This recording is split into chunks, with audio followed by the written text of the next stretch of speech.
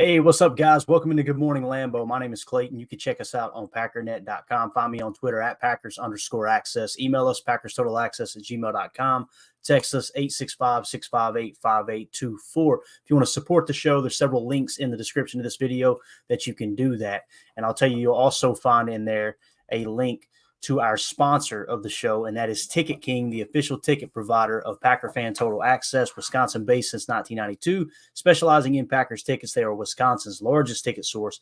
They've got offices next to Lambeau Field as well as in Milwaukee. Like I said, you can click on the link in the video description. That'll send you to theticketking.com, where you can register for free as a customer and get yourself ready for that May schedule release. And when the Packers schedule drops, you'll kind of be all set to compare prices, all that good stuff. I'm telling you, Ticket King's going to be able to save you some money on Packers tickets this year. Again, that is theticketking.com, the official ticket provider of Packer Fan Total Access. We appreciate them supporting us. So obviously flying solo this morning. We may have Jacob hop on in a minute. Haven't heard back from him, which usually means he's probably trying to crawl out of bed and grab that cup of coffee. So he may join us. I know Tim had some plans already. So one thing I will say, may hear a little background noise. We're on puppy patrol right now. Okay, so we're having to watch the pups here as my wife is a little bit busy today. I'm going to see if I can get you a shot here real quick, though. Here's Lincoln over here. A little bit hard to see him. His face is off camera, but my man taking him a nap over there. He's just chilling. Hey, Link. What's up, bub? There he is. So that's the co-host today here in the studio. All right, so that's probably going to get them riled up too. I apologize for that. There they go. It's on. Let's go to the chat real quick, see what everybody's doing in here. I know we got a herd of people. We got United Bates in the house. We got Greg. We got Nick. Nick in the chat said, first time here, I'll hang for as long as I can. Sadly, I'm at work. And, of course, like I told Nick in the chat, buddy, don't get fired, all right? Let's protect that bread just a little bit longer, all right? Make sure you don't do anything to get yourself in trouble. We appreciate you joining us this morning. Also, we got Coach Lynn in the house. Says, rise and shine here on the West Coast. Man, I tell you, we had the most beautiful sunrise this morning, man. Spring is in the air. The birds are chirping. A little chilly, but that kind of comes along with spring. I'm excited. As soon as I wrap this up, I'm going to get out here on the property today and do a little bit of cleanup. So just a little redneck therapy, if you will. Mike Berry in the house says, heard the first loon of the year this morning. Hope spring is here to stay. I know you guys, if you're up north there in Wisconsin, probably got a couple more snows, I would imagine. Right? I know you don't want to hear that, but it seems like every April, sometimes in May, it seems like we hear about a little bit of a flurry or two. So, but yeah, good to see everybody in here, man. Looks like everybody's filing in. Yeah, there you go. Milltown Corey, let's go German Shepherds. Go Pack, go. So you can probably still hear them in the background. The rabbits are running loose on the property right now. So every time Lincoln sees a rabbit, he loses his mind, man. He's just now turned a year old, I guess 13 months old now.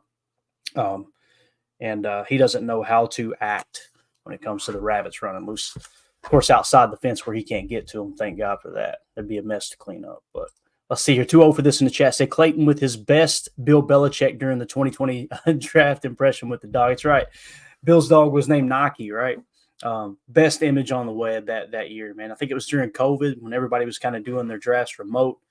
They take a shot. Let's take a shot over here at Bill Belichick and his remote location. And sure enough, there was Nike sitting in front of the laptop. So probably one of the coolest names too for a dog. Love that. So BU Rant says Clayton Snow is a 4-letter word. It's funny you say that because snow is one of the things that kind of drew me to the Packers, to be honest with you, right? And again, I would feel totally different if I had to deal with it as much as everyone up north did, right? But just the thought of Lambeau Field, cold football in the rain, the snow, the mud, the way football's supposed to be played, that's really what kind of drew me to the Packers. Milltown Corey in here trying to get me in trouble says Lincoln's fired up for another mock draft. No, Lincoln is not. I spoke to Lincoln just a second ago, and he said no mock draft today. All right. We'll probably slip one in when he's getting his nap in here in a little bit. I ain't going to lie. But let's just kind of get into what we wanted to talk about. I'm going to kill my cam here. There's no reason to stare at my ugly mug this entire time. But we had a listener the other day, and you may be in the chat. I apologize. We're getting all kinds of feedback through text line, through the email line, through our Patreon group, which you can find the link for that in the description of this video as well. getting a lot of feedback saying, hey, you should do this, you should do that. Someone suggested, why don't you take a look at the free agents, the people who are scheduled to be free agents next year, right? Next offseason. Maybe that'll kind of steer us in the direction of where we're going to draft this year. And that's something that we've already done, to be honest with you. It's kind of how we've looked at the draft this year. You know, you've heard us talk about Kenny Clark quite a bit. Kenny Clark is hands down our best defensive lineman. So I say defensive lineman, interior defensive lineman. So I don't want anyone to think this is Kenny Clark slander. I would love to have him back. You never want to get rid of your best player at a position. It just comes down to the dollars and cents, right? What's the market value? What's it going to cost to have him back? I think we would all probably agree that based on us running a 34 defense and them having a 2-gap and not be able to be aggressive, as you've heard many people say, if Kenny Clark was in a 1-gap scheme, which they ran a little 1-gap last year when they were in their nickel 2-4-5. It's just when you're in that base 34, it's more of a 2-gap approach. You can't be as aggressive up front. Now, with that, there's pros and cons, right? The pros of being more aggressive, and this is something I think that Mark Tauscher talked about yesterday on Wildy and Tausch, was if you jump that gap, right, it allows you to be aggressive and get in the backfield. You're going to have those 4 to 6 yard losses on runs, right? And you're going to be able to get to the quarterback quick on occasion. You're also going to give up those big gashing plays. That was the thing about the 34 front, which Tauscher said it earlier this year. And I know that when I asked Mike Wall on the pod the other day, former guard for the Packers, played in the early 2000s, he said the same thing. He kind of hinted towards, it's harder to block against the 34 front.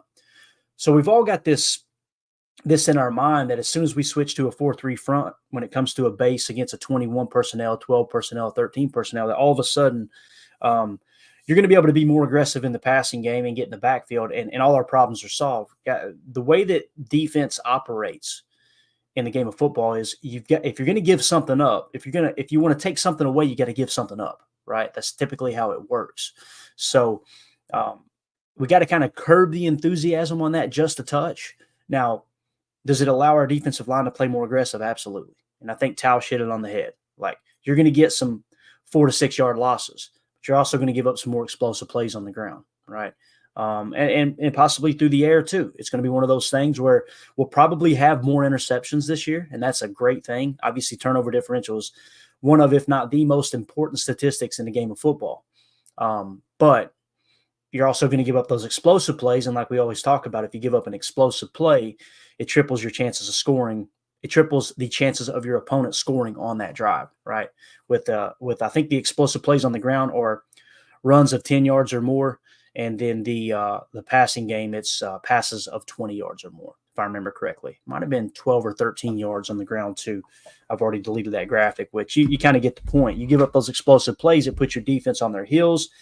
If it's an explosive run, let's say for 18 yards, guess what? Now your defense got to start keying on the run a little bit more. That opens up the play action pass. If you hit a bomb down the field to a vertical threat, guess what? That causes the defense to kind of take an extra step back. That opens up the run, right? So just something to kind of keep in mind there with that. But when it comes to the free agents, Kenny Clark at the top of the list, obviously. Market value. Let's take a quick peek at the market value. Hopefully this doesn't mess us up when we come back to this screen. So Kenny Clark's market value as it sits right now is only $16.7 million. Keep in mind, he's on the books this year for, $27 million? So it kind of shows you how overpaid he is based off of the market, right? And again, the market isn't everything. Some teams are willing to overpay for specific positions and leaders in the locker room and all that. But it's just something to kind of keep your eye on. It says his current contract is $17.5 million, but keep in mind the cap hit is the one that's over like the 24, 27 million mark, somewhere around there. When you talk about comparable players, tell me if you think these guys are just dominant defensive linemen in the game.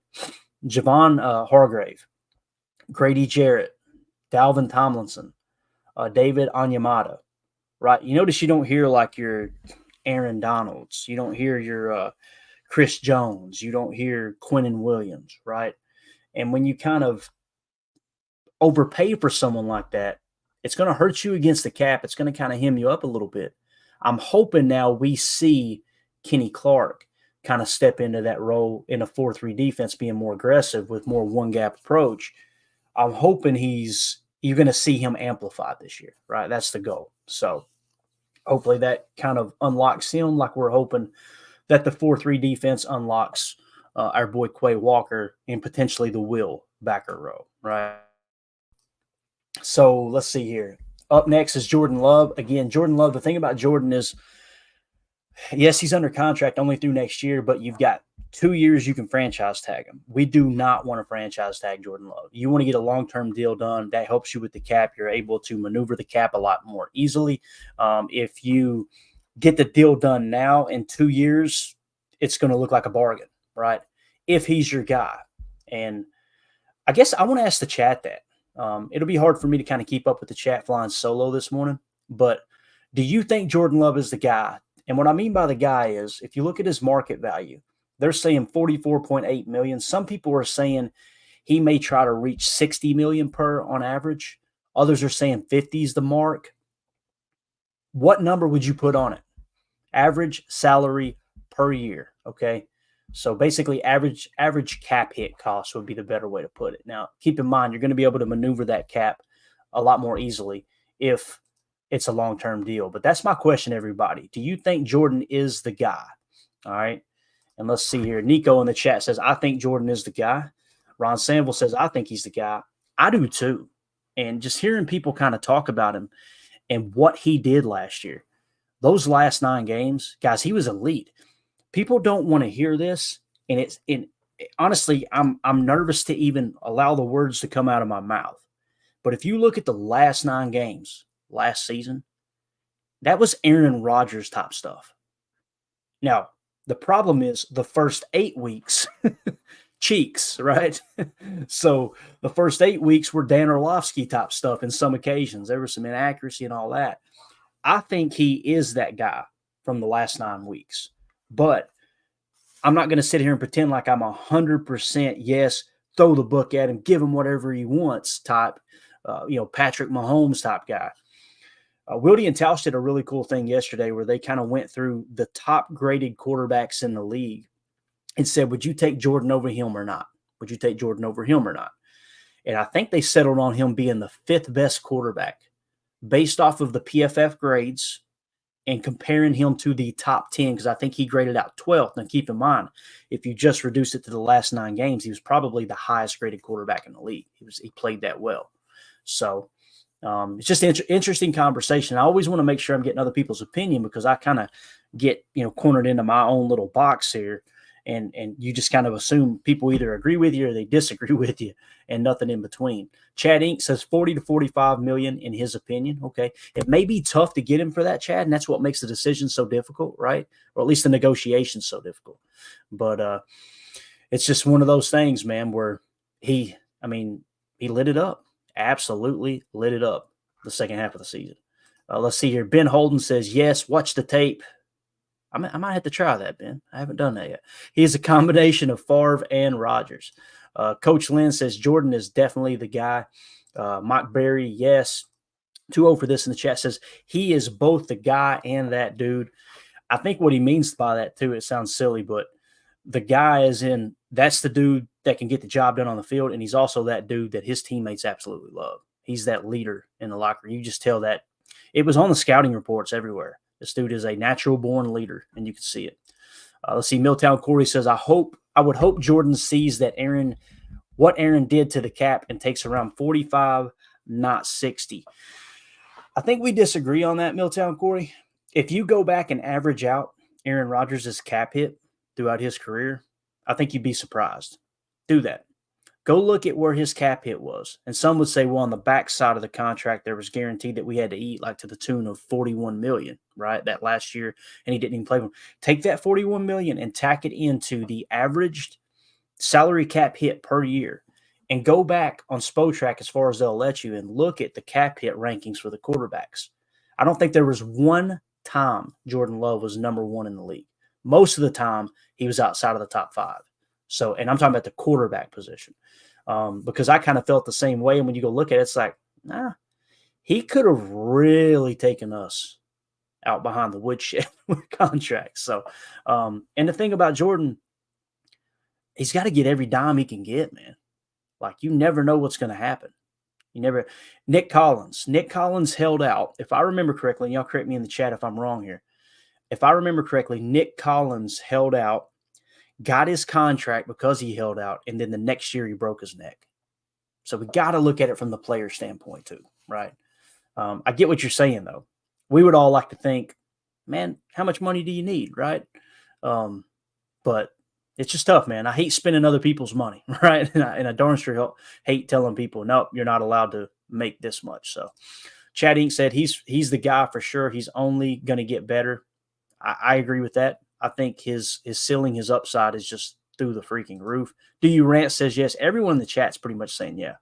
Mr. Death said, I think Jordan take a family-friendly deal, and he wants the Packers to win. So I think a 30 or 35 million per year, not a 40 to $50 million deal. Mr. Death, I hope you are correct, sir. I hope you're correct. That would be absolutely awesome for us Packer fans. Mr. Goat ran a mock and took Penix at 41 with the shrug emoji. Please don't get that started in here. Ron Sample, as we all know, though, it was a full team trying to get in sync. Very true, Ron. Very true. I'm talking about the accuracy, though, man. I agree. There was plenty of blame to go around on the entire team. The first half of the season, the defense kind of carried the team, right? Because the offense was struggling so bad. If you go back and look at it, though, there were some really inaccurate balls. So there's just, like you said, it's a full team trying to get in sync. You can be off just a smidget, right? And it look horrible when we all know, as Coach Lynn would say, I'm sure, just thin threads, man, in the game of football. Timing is everything, right? M. Smitty says, love is the dude. Let's see here. Mr. Goat says, Goot always tries to have a guy behind the guy in a contract year. Very true. Let's see here. Milltown Corey, Aaron Rodgers was not in top 5 in pay, really. You're going to make me do it, ain't you? You're going to make me do it. Let me show you real quick, bub.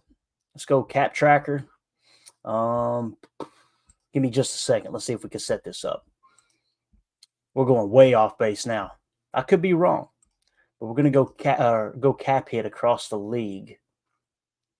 Let me try to widen this out. Give me just a second. Bear with me here, and let's go and look at top salaries, cap hits. All right, let's go back as far as they'll let us. And I don't think they'll let us go all the way back without a subscription, if I remember correctly. Let's see if this does it here. Let's go quarterbacks. Let's start in 2011. Yeah, so it's going to require a password. There's so many years that you can go back here. Let's just start with, let's try 2019. 2019 quarterback. Nope, ain't going to happen. I know it lets you go back a certain distance here. Bear with me just a second. It might just be like 3 or 4 years. All right. So here's cap hits for 2020 for quarterbacks. All right. Dak Prescott is in first place at 31.4. This was the year Aaron Rodgers won the MVP. Okay. Let's see. Let me close this back in here so y'all can see it a little bit better. Hopefully y'all can see that all right. Dak Prescott, first in the league at 31.4 million cap hit. Russell Wilson, 31 million in second place. Jared Goff, 28.8 million. Number 4, Jimmy Garoppolo. These names are wild. 26.1. Tom Brady, 25. Phillip Rivers, 25. Ben Roethlisberger, 23.7. Drew Brees, 23.6. Ryan Tannehill, 22.5. Aaron Rodgers was 10th that year at 21.6. Right? So, yeah, you're good. Milltown Corey said, sorry for taking you off your regular schedule programming. So, again, 2020, he was 10th, right? Let's go 2021. 2021 quarterbacks across the league. Now you see him jump up to 3rd, right? So you got Russell Wilson, 32. Kirk Cousins, I giggle at that all the time, 31.1. Aaron Rodgers, 27 million. So he was 4 million less than Kirk Cousins against the cap and roughly 5 million less than our boy Russell Wilson against the cap in 2021. Let's go 2022, the last year he was in Green Bay. Here he was Ryan Tannehill, 38.6 million. Patrick Mahomes, 35.7. Kirk Cousins, 31.4. Jared Goff, 31.1. Aaron Rodgers, 28.5. So those last 2 seasons that he was in Green Bay, he was in the top 5. If you go back to earlier than that, and I had seen the number before, In some cases, he was like 12th, which blew my freaking mind. So that's something the media kind of drums up too. It's like, you tack that 50 million, right? He's a $50 million quarterback. And it's, Pat McAfee did a good job of kind of calling Ian Rappaport out on that, because he said, the way he called it was like, how come you report Aaron Rodgers' contract as 50 million per, but everyone else's you report it differently? So anyway, we shouldn't even be talking about Aaron Rodgers, but here we are. When you're talking about quarterbacks getting an extension, right? You gotta kind of comp it to what you had before and what position it puts you in. I think it's a logical conversation. Let's see here, Green Bay. Let's see if we can get back to where we were at. Milltown Corey getting us off our mark here. So anyway, Jordan Love, right? Again, I think he's going to be a Packer. Eric Stokes is one, right? You hear us talking about drafting a cornerback. Some people are going, no, I think Stokes is just the injuries that's hurt him, right? Well, he's graded out in the 50s the last two seasons, if I remember correctly. His rookie year, he graded out in the 60s. So he's kind of a decline, right? And you've got a fifth-year option decision you need to make on Eric Stokes, or you got to give him an extension. That fifth-year option, $12 million guaranteed. I don't think there's many people that would say, yeah, I'm okay with Eric Stokes at $12 million. He could be a great player. We just haven't seen it, right? So let's see here. Yeah, Coach Lynn in the chat says Rodgers was taking discounts for years. I agree. That's kind of how I looked at it. Again, I don't want to cause any arguments in here. But I agree with that, Coach Lynn, for sure. Up next is A.J. Dillon, right? We kind of seen the value in which the Packers place on A.J. Dillon. He's pretty much playing under a minimum with some incentives, I guess you could say, the way that fourth-year option works. Corey Ballantyne. I think Corey Ballantyne's a decent corner. I actually think Corey Ballantyne is our second best outside corner. I think he has played better than Eric Stokes when they're on the field the last two seasons. So that's kind of how I see him. I'm probably in the minority there. That's okay, though. Josh Myers at center, right? Going to be a free agent next year. That's why we're looking to replace him right now. Now, the information that Rob Domofsky shared yesterday, obviously, it kind of stoked up some serious conversations, some heated debates, I should say. We don't know if that's a smokescreen. Now, he's saying that someone within the building told him that. I hate to label people as a liar. Like, I don't know if he's, who am I to say you're lying? And I wasn't part of the conversation. I don't know him from Adam. I don't have a personal friendship with Rob Domofsky. So I try to take people for their word, right? I think he probably heard it. Now, was it a smokescreen and they actually like Josh Myers? Or was it hey, we're kind of preparing the fan base for this is the move we're probably going to be making? That could be the case. Nonetheless, though, if you ask me, if Josh Myers is willing to take a darn near minimum contract, yeah, I bring him back. And you got a little depth there. You set your floor, and then you try to replace him with someone that you're going to pay a little bit more and increase the value there. Do I think he'll take less? No, because he's a big center. He's got a lot of high athletic profile, right? One of those guys that would test out well if he did test, I would imagine. He's a big center. He's a strong center. He's very quick. He's kind of that guy that can get to the next level if you run duo. But I don't want to see him back for top center pay or even median center pay. It would have to be bottom third of the league center pay if you decide to bring him back. And mainly that's because of his experience now, right? Eric Wilson, outside linebacker, obviously he's probably going to play a little Will or a little Sam. He's a great special teams player. I'd like to see him back. So when you look at who they're losing, Royce Newman, I know we're going to be all heartbroken over that one, right? I shouldn't say that. Kenny Clark's the big one. Jordan Love got to get the contract done. Eric Stokes, I think you let him walk, man. I do. Unless, like Josh Myers, he's willing to take a significant pay decrease, right? Pay cut. So it's kind of how I see those players. So you got to start looking for Kenny Clark's replacement, right? And if you bring Kenny Clark back, great. We talked about it. What if they extend Kenny for 2 or 3 years and they draft a defensive tackle, right? If you go that route, then you're kind of, okay, this guy doesn't have to be thrust into the spotlight. Some people are going, that's Devontae White. I wish it was, guys, but I just don't. Like, he's a great pass rusher. But you gotta be able to play the run too. One of the reasons that the run defense has struggled the last couple of years, I think, is missed tackles in the backfield and guys just not getting off their block. Like, let me put it this way. If you put a top 10 defensive lineman, right? And I'm talking about balanced defensive lineman, not just in pressure rate. And pressure rate's important on those key situations. Don't get me wrong. You got to be able to rush the quarterback.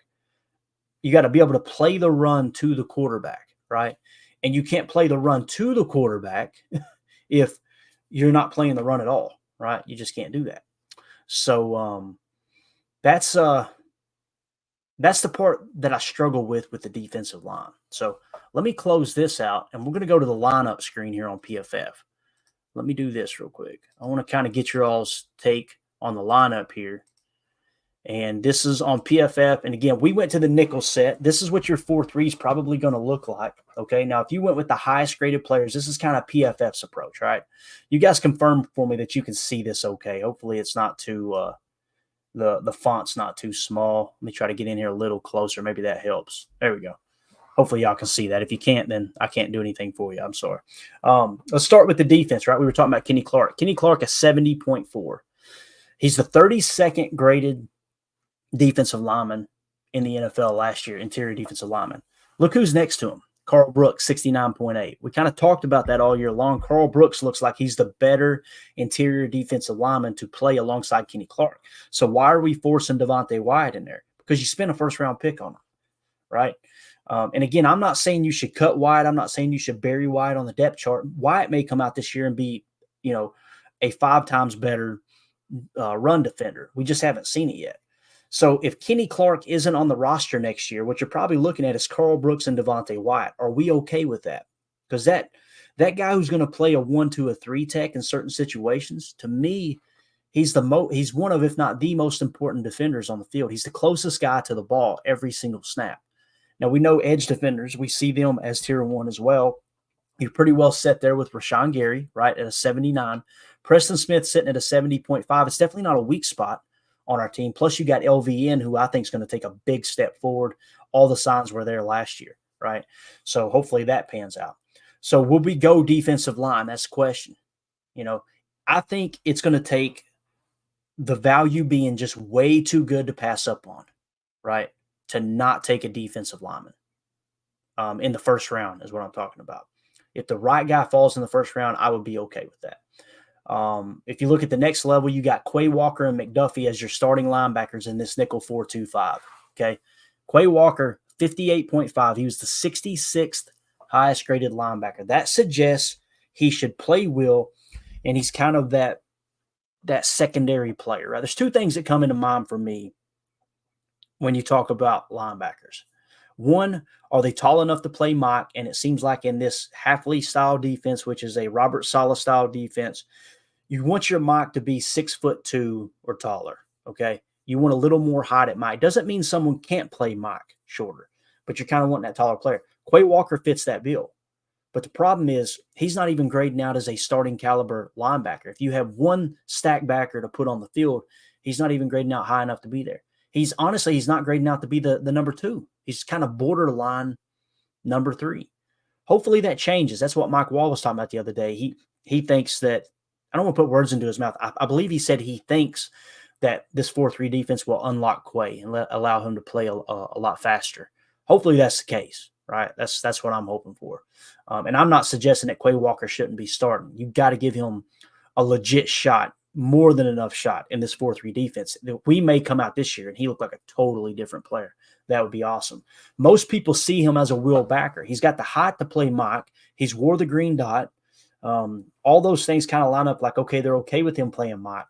But maybe it's something that if you can upgrade the will position, which in this case, if we looked at it and we said McDuffie would be your will and Quay Walker would be your Mike, then we need to find someone who's going to grade higher than a 57.1, the 69th highest graded linebacker. I think McDuffie held his own from time to time. Matter of fact, I think he played better than Devondre Campbell in some occasions. So that's kind of another weak spot there. That's why we're looking at linebacker. Let's slide down to the corners real quick. Jair Alexander, 75.9. Opposite him on the outside, Eric Stokes, 51.5 when he was on the field, right? So that's why we're talking corner too. Keyshawn Nixon in the slot, 60.0, right?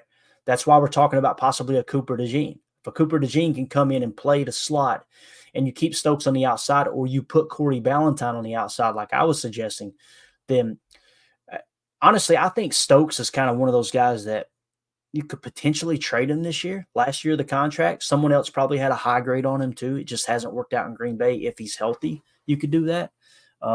Watch him go light it up somewhere else, right? That's a yin and yang to it, though. That's what sucks is just when you decide to move on, all of a sudden it clicks somewhere else. That's the other thing too with Hafley's defense. They call Hafley this defensive back whisperer, right? Maybe he can unlock Eric Stokes, and we got 1 year to see that. That's why I'm okay with, obviously I'm not on board with just, hey, let's just trade him and cut bait. Give him a shot in the 4-3 as well. It doesn't mean you extend him now. It doesn't mean you pick up that 4th year or that 5th year option, which, by the way, I think that's got to be decided here real soon by May, I believe, if I remember correctly. If anybody knows in the comments, mention it there. But I think that's got to be decided in May where they're going to pick that up. I hope they don't pick that up because I think you can extend him for a lot less based off of his injury history and how he's played, if indeed you do want to keep him on the roster. So Do You Rant in the chat says, I can't see the Packers picking up that 5th year option. I agree, Do You Rant. But I said the same thing about Savage, bub, and they picked it up. I was like, all right, what do I know? Milltown Corey, hopefully Stokes can get and stay healthy. I agree. That would be that's ideal there, buddy. Let's see here. Dave in the chat says, or Dave's MX6 Garcia says, Stokes went to the same specialist at UW, University of Wisconsin, that Watson did. I know I'm going to butcher his dad's name. Basically, Christian Watson's dad said he thinks they figured it out since they specialize in hamstrings there. If they did, you got to also think, though, it wasn't just the hammy with Stokes before, right? So if they do get the hammy straightened out, he's had other injuries, too, that kind of worry me a little bit. The most recent one was definitely the hamstring, though. You're right, when that happened on a special teams play. Let's see here. Coach Lynn in the chat said, I like Murphy and Newton in the draft, but I don't think they can play nose. May need to pay Kenny. That's a good point. When you're playing nose in the 43, as you know, Coach Lynn, it's a little bit different. It's a lot different than a 34, right? You're not necessarily two-gapping. But I see what you're saying, especially bringing in a rookie. Who could play nose that's on the roster right now that would be on the roster next year? I think we would all agree there's a good chance TJ Slayton's going to get a chance to test free agency and possibly leave. If Kenny Clark's not on the roster, I don't see Carl Brooks as a nose. Definitely don't see him as a nose. Could Devontae Wyatt play nose? I don't see it, right? So when you're starting to look at Newton and Murphy, can they play nose? If you're going to take them with the 25th pick because they fell, they better be able to play nose, right? They got to be able to do multiple things like that because that's a lot of capital to spend, a lot of value, I should say, to spend on defensive tackle. So when you look at the safety, you guys know I talk about Tyler Nubin all the time. They've got Anthony Johnson Jr. listed as the box safety here. Coming up this year, he was the 91st graded safety out of 95. Just didn't work out for the 7th round pick there, Anthony Johnson Jr. So you're looking to upgrade there. You're looking to upgrade at least with one linebacker in this nickel 4-2-5 in the middle, and you're looking to upgrade on the outside. I would choose outside over upgrading the slot. If you get Cooper DeJean can play safety. He can play nickel. He can play outside. Outside isn't ideal, as you heard Greg Cosell talk about. I think Daniel Jeremiah and Bucky Brooks, if I remember correctly, they agreed that Cooper DeJean would hands down be the best slot defender in this draft, but you still got that problem on the outside if you go that route, right? That's why I lean towards Kool-Aid McKinstry as the 25th pick. I think you put him on the outside. You let Key continue to play the slot since you paid him $6 million. You get that buttoned up a bit. Maybe you take a hybrid safety later in the draft that can kind of fill in a pinch in the slot if Nixon goes down, that type of thing. And then you go get someone like a Tyler Nubin or, the latest one here. His name's talking about so many names. See so many names on screen right now. It's leaving me. Cole Bishop. Cole Bishop's another one that people are talking about. Hey, that could be a late round gem that you could potentially get and play at safety, right? So with that being said, we looked at the roster there on defense. If you look at offense, I did not expect to talk this long on just the roster, but I think this is a good conversation. We'll finish it up here real quick on offense. We'll be fast. Receiver, you're set, guys. Like, you don't even see Wicks on the field here. You don't even see Bo Melton on the field here. Bo Melton, he graded out as the highest graded wide receiver on the team. I think he was in the 80s. Granted, it was a smaller sample size, but still showed that he can handle his own at the NFL level. They got Watson at a 68.2. You guys know he battled injuries all year last year, still graded as the 59th best wide receiver. Jaden Reed in the slot there, 41st best wide receiver. Romeo Doubs, 39th with a 73.6. Dontavian Wicks, I think, is going to eventually be the number one wide receiver, number one outside wide receiver. Yeah, and that's the beautiful thing about LaFleur's offense is you've got that flyer position. It's kind of that hybrid Z, right? That they like to use a lot of jet motion with and everything. So I think Wicks and Reed are both good enough. Reed is actually a really good Z receiver. You can see it all over the tape in 2021 at Michigan State. If you get Reed and Wicks where they can be interchangeable, where they can play flyer, they can play that F, and they can also play the slot. They can play the Z if you just want to not use motion, that type of thing. Then you got two interchangeable parts there. You got Watson stretching the field on the outside from time to time. You got Romeo Doubs out there who has arguably the best hands on the team now. And then you throw in Bo Melton that can stretch the field too. We've seen that a handful of times last year when they were both healthy. Bo Melton and Christian Watson both on the field at the same time, man. I guarantee you the scouting reports that week were telling those DBs, hey, look, if you see number 9 and you see Bo Melton on the field at the same time, be ready to backpedal because both those dudes are scorchers. They can stretch the freaking field. So, so wide receiver, I think we're set. Tight end, I think we're fairly set. Luke Musgrave, 68.1, graded as the 22nd best tight end. You got Tucker Kraft, who's right behind him, who I think in some cases played better than Luke Musgrave last year. You're bringing back Ben Sims, have his second year in the offense. I thought he performed pretty well. And you're bringing back Tyler Davis off that ACL, who's more of a blocker. I think he may try to play a little more of that H row. He did a lot of sifting off the wing. So that'll probably be that guy. The big hole here on offense as we look here is hands down center and right guard. And if you had to choose between the two, right guard is in a worse situation. Sean Ryan at a 49.3. You got Josh Myers at a 54.7. So when you hear people talk about kicking Tom, again, Tom is a Pro Bowl right tackle, a all-pro right guard, and a Hall of Fame center is what Rob Domofsky said was said from someone within the building. So if you're able to draft a tackle and you do move Tom to right guard, right? And again, I'm not suggesting there's two ways people argue this.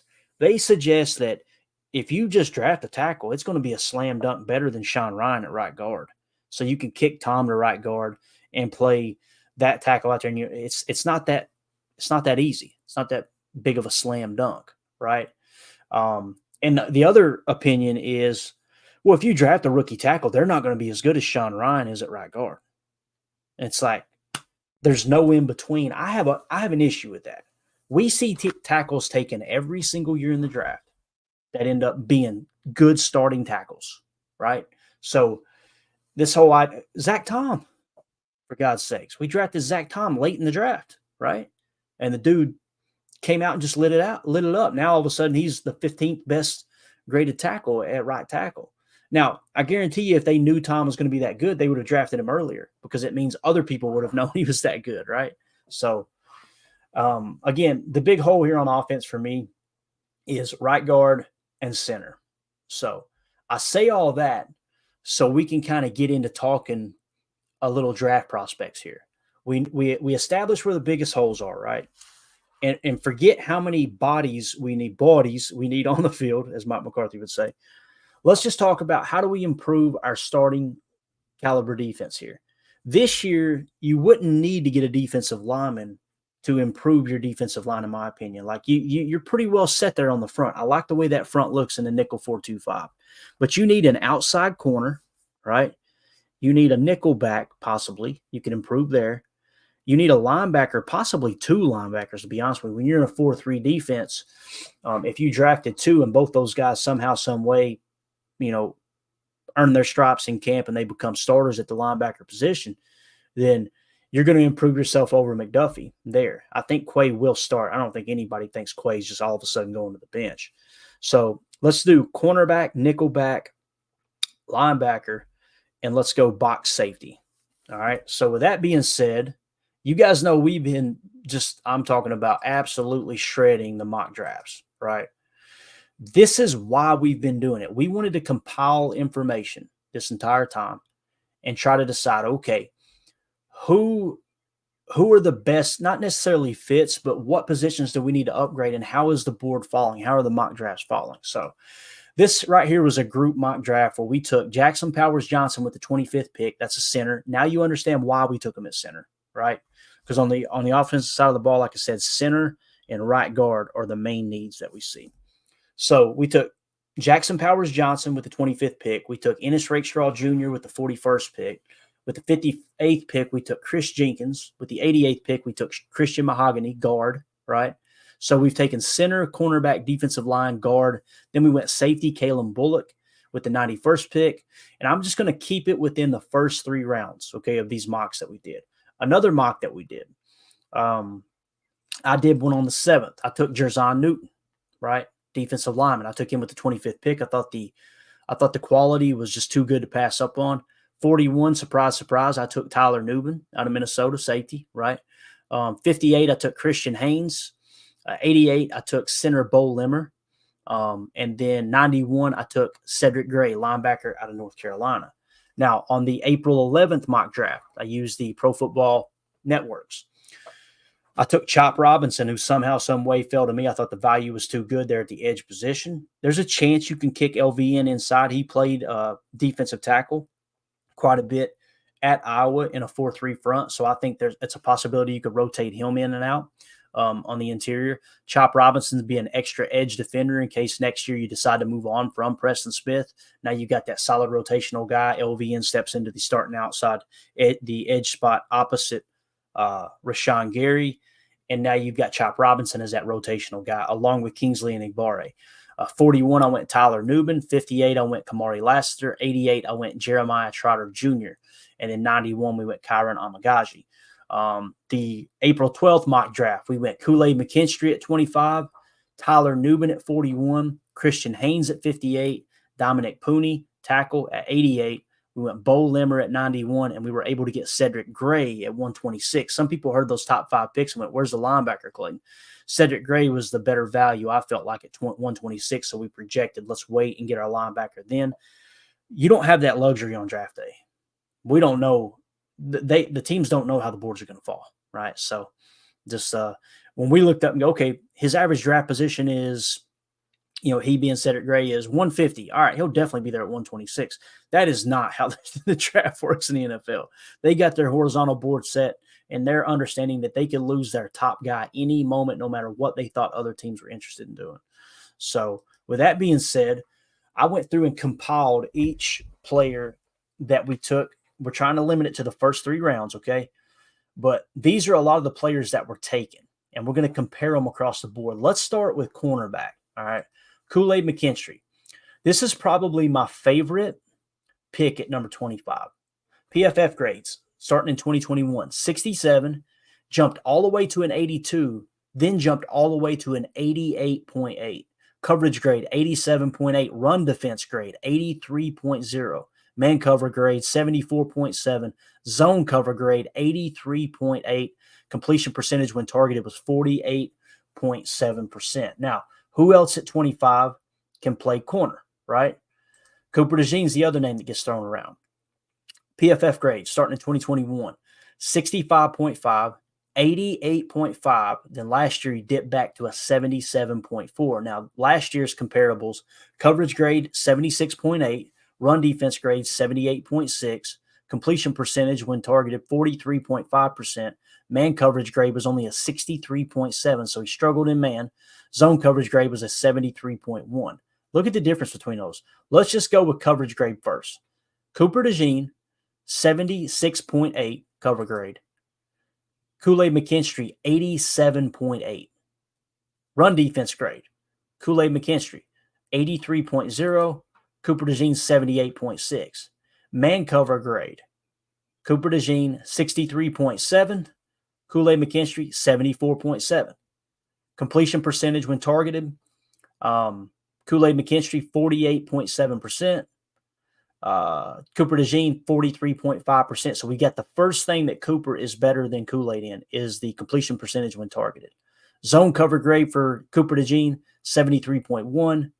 And then the zone cover grade for Kool-Aid McKinstry, 83.8. So the only thing that Cooper DeJean graded out better when it comes from a coverage standpoint and even run defense as well. Everybody talks about how Cooper DeJean is just this awesome run defender, right?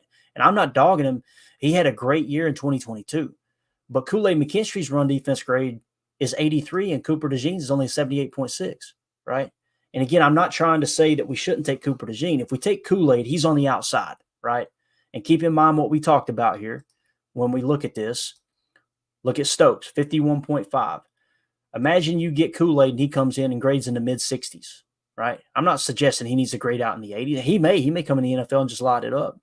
So kind of looking at that comparison, I definitely give the edge to Kool-Aid over Cooper DeJean. Now, if you put Cooper DeJean at the safety position, right? Let's compare him. Some people are saying he's the best safety in the draft. Look at his coverage grade, 76.8. You guys know I'm the president of the Tyler Nubin fan club here, right? Look at his coverage grade. Cooper DeJean, 76.8. Look at Tyler Nubin, 90.1. Forced incompletion rate, 20%. Missed tackle rate, one of the best missed tackle rates in all of college football at 9.4%. Look at the average depth of run tackle, 10.9. Right? So he's just elite across the board. His PFF grades, 72, then increased to 76, then increased all the way to 89. So, again, I know they're not going to take Tyler Nubin in the first round because it would break precedent. You know, you'd have to have over an 8.3 RAS, I think is the exact number for the Packers to draft a player in the first round. I'm talking about Tyler Nubin at 41. So if you take Tyler Nubin at 41, where does the value lie with Cooper DeJean at 25? It would have to be in the slot, right?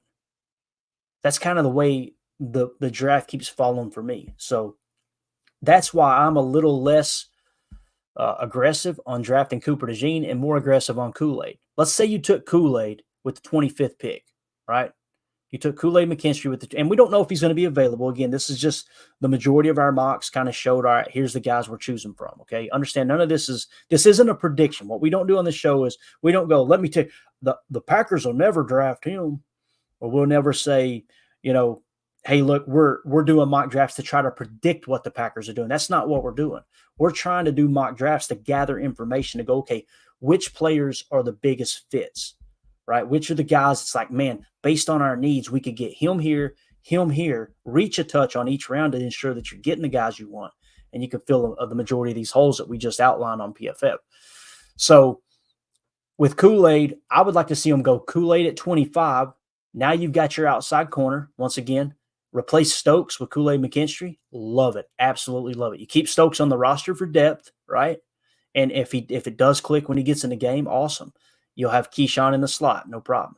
And then at 41, you take Tyler Nubin, Mr. 89.2, got better every single year, right? And you put him in as your box safety. So you see Anthony Johnson Jr. at a 47.9 at safety. Replace that with a Tyler Nubin, who was an 89.2. Again, if he grades out in the mid-60s, if he grades out in the 60s, that's usually a pretty good indicator that a guy's going to be a good pro.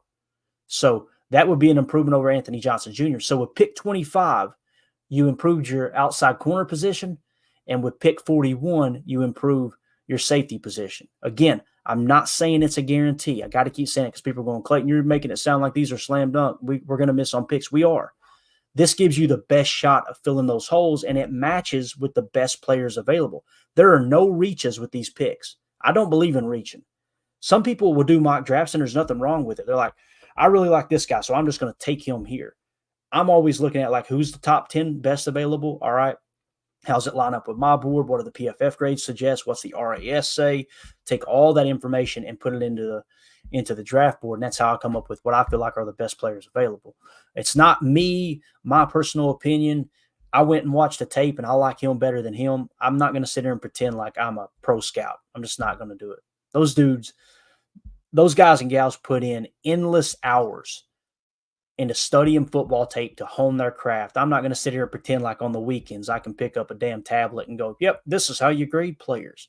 I take all that information and put it into a database, and that's how I get my board. That's basically how it works. So again, I would like Kool-Aid at 25. I'd like Nubin at 41.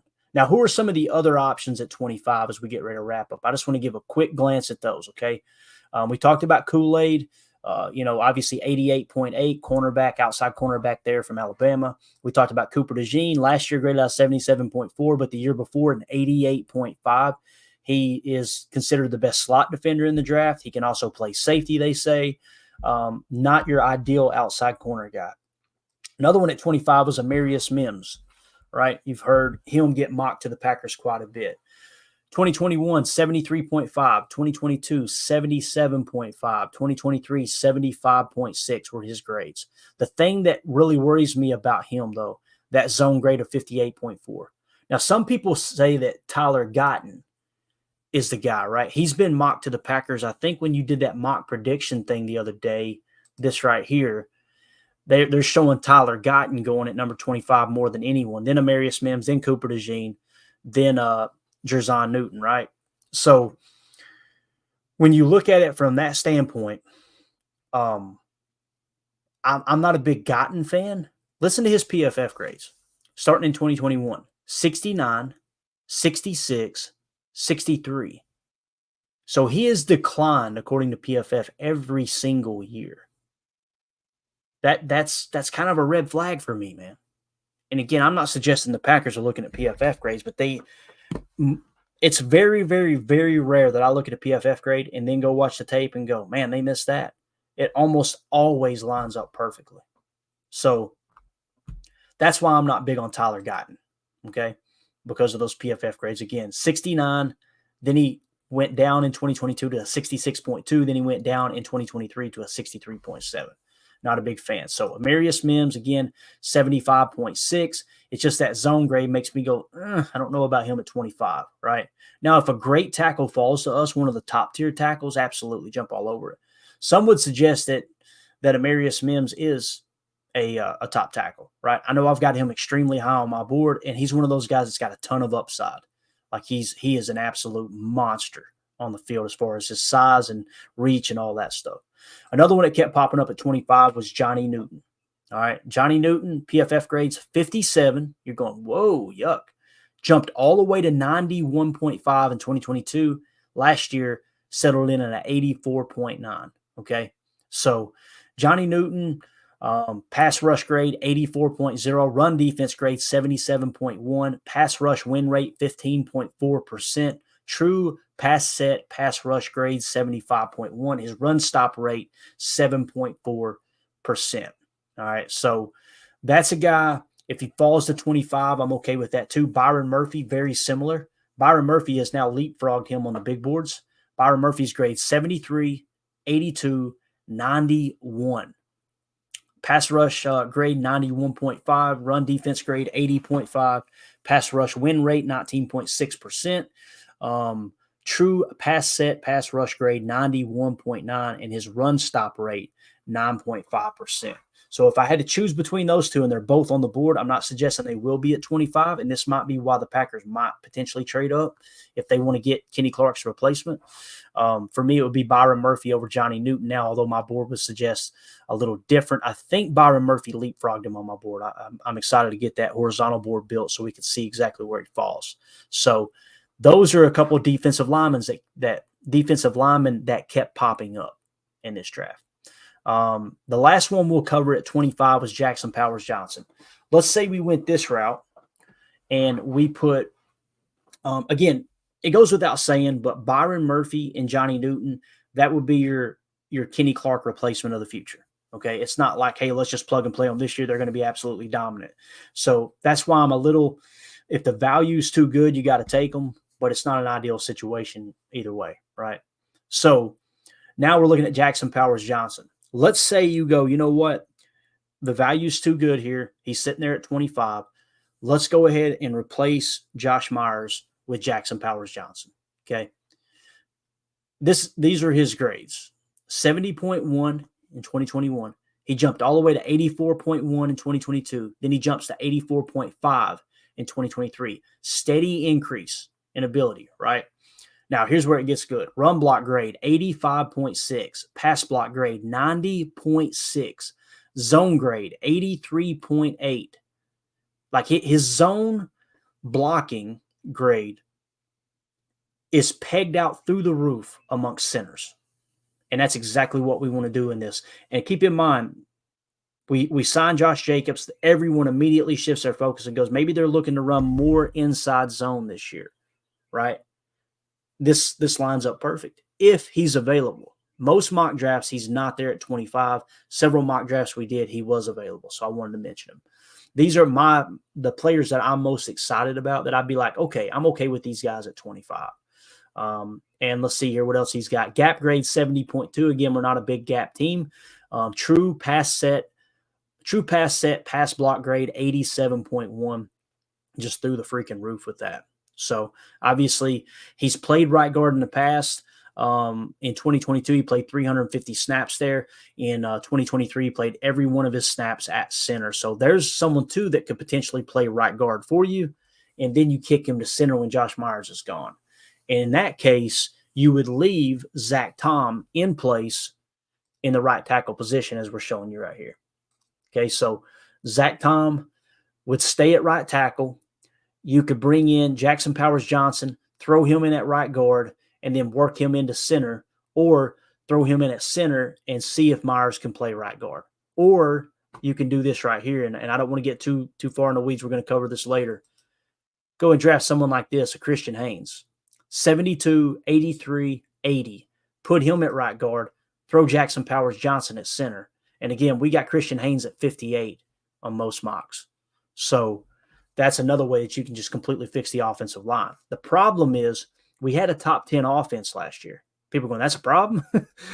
I'm saying the problem with taking those guys really early is I feel like you need to focus on defense. You need to focus on box safety. You need to first and foremost, you need to focus on linebacker. You need to get you a linebacker that's going to be able to play alongside Quay Walker in that nickel 4-2-5.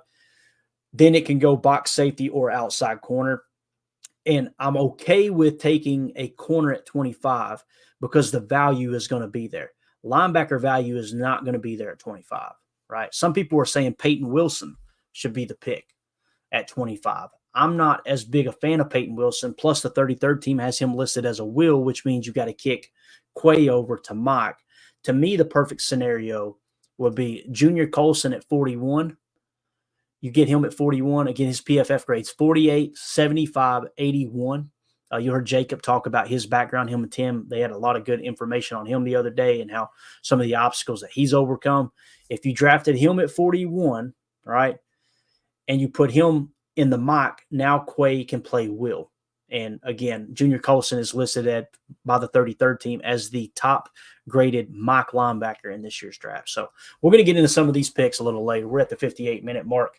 I'm going to go hit the chat real quick, and we'll get you guys and gals out of here. Let's see what we got in the chat.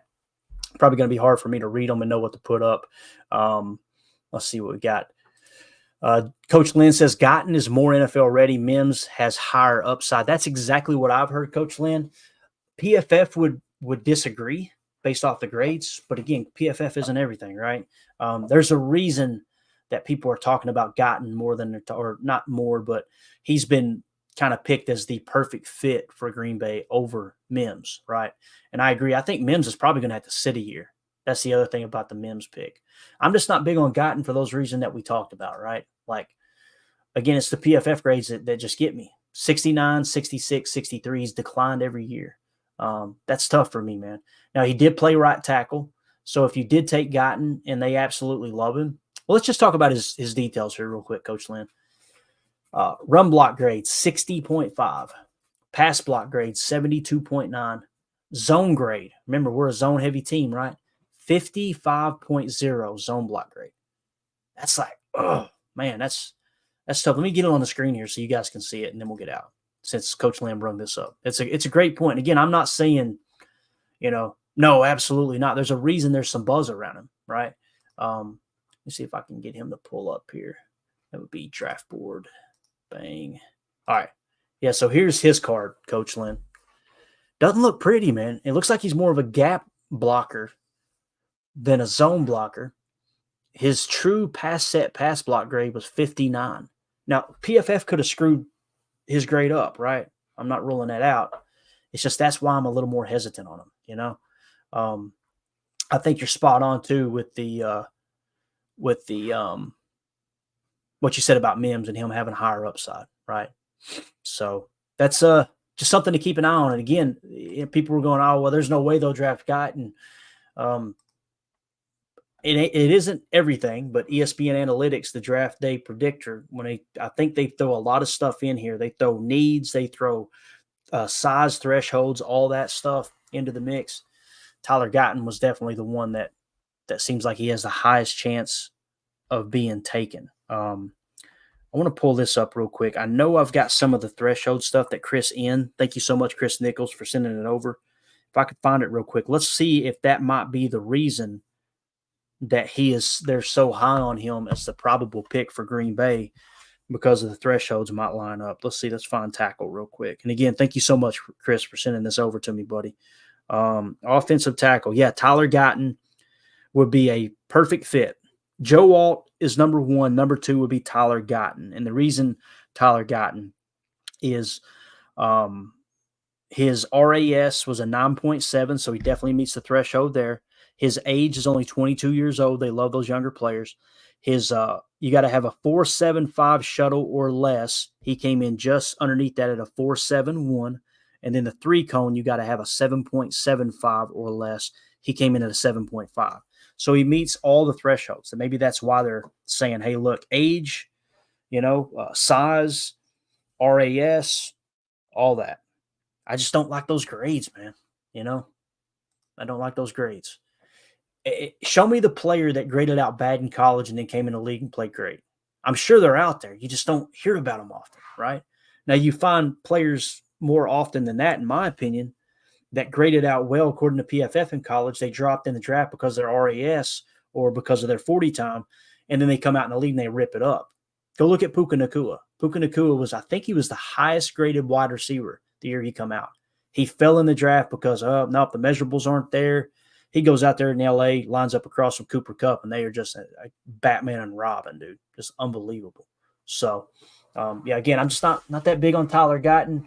I don't have my board handy right now. We're going to go ahead and wrap this thing up. So just thought that'd be a cool little exercise. We're going to continue it tonight, too. If the guys are on with me tonight, we're going to do that trade up to 16 mock draft because someone asked for that, too. And I think by doing that, it's going to kind of show people, all right, yeah, we love the idea of trading up in the draft and grabbing a better player. Who wouldn't? But when you look at the capital, you're going to have to sacrifice, to trade up like that. And again, we've got the trade chart that we'll go off of. We'll make it as realistic as possible. I'm just team trade down, man. I'm stick and pick or trade down. And it's all going to come down to, does someone in Goody's top tier on his board, on his horizontal board, does one or two of those players fall where he goes, all right, guaranteed we can get one of those top tier players. Let's trade up to 16 or let's trade up to 18 and try to grab one, right? That's what's going to determine that. So this was a fun conversation, though. I want to thank everybody in the chat for kind of helping keep it going here as we're flying solo.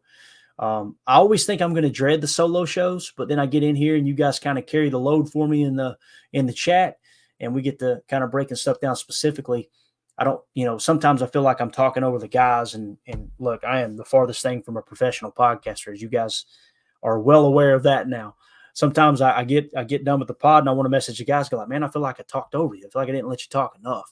So sometimes it's good to do a solo show just to kind of, not have that feeling, to be honest with you. But there's nothing better than talking ball with Tim and Jacob and Emilio, Carly, and the whole gang. It's a blast. So let's see. M. Smitty in the chat. We'll end it with this. He said, Clayton, more swings at the bat is never a bad strategy. I agree, man.